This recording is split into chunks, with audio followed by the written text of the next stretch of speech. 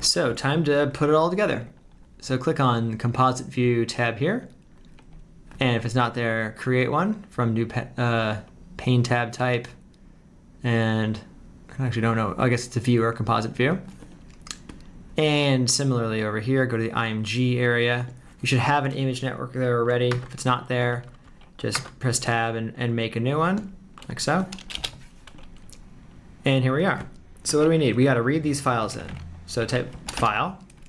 And just like the file SOP, this is a file cop, and we'll read in images. So I'm going to click on this. I have data up here already, but if you don't, type data, find our Bantra ground, and there you go. And we can see it. There's our cool ground.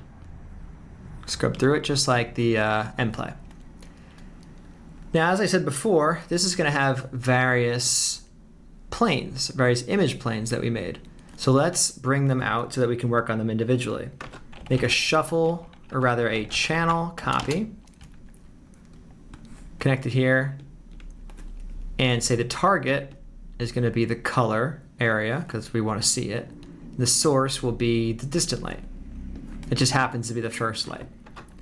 Then do a color correct, and we're going to have a color correct. We're going to do one of this pairing basically for each of our planes.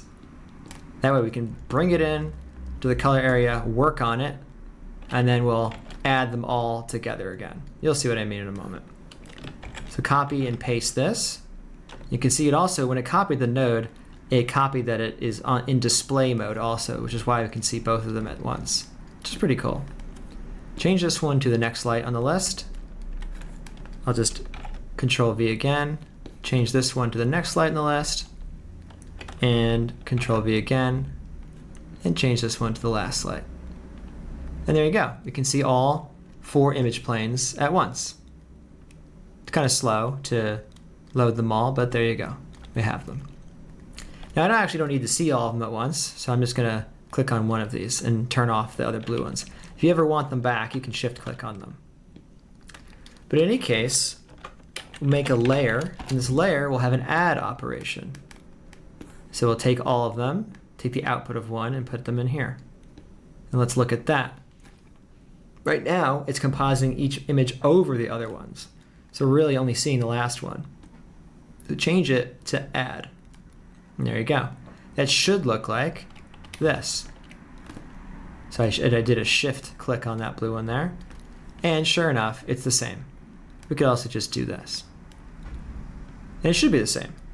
Because all these lights, contributions added on top of each other should give us the last thing.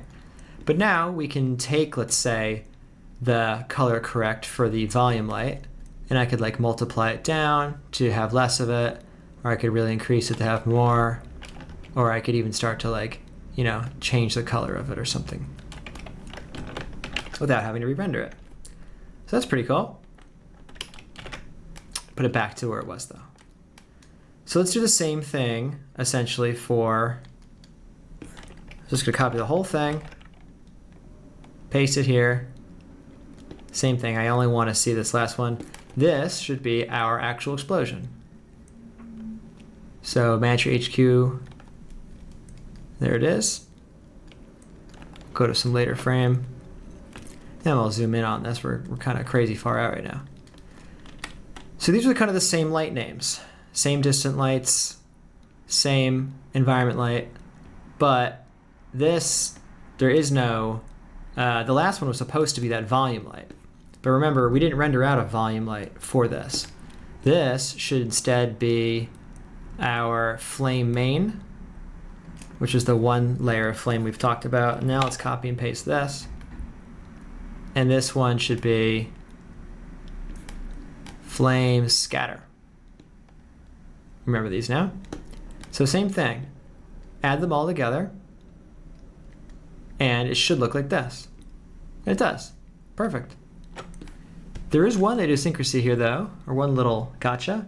If I look at the alpha meaning, you know, how much presence is there per pixel, it kind of looks crazy down here. Does this look the same as the way it looked originally? Well, actually does not. We've added the same alpha. Each one of these had the same alpha channel. We've added it on top of each other a million times. So see this here, plane scope, red, green, blue, and then transparency. That's the alpha one. Turn that off. We don't want to add the alphas. So now it should have the same alpha as before as well. Awesome. But the same thing applies now. Now I can take the scatter down. Not the negative numbers, but there you go. I could take the scatter down. I could take the original fire detail down, so on and so forth.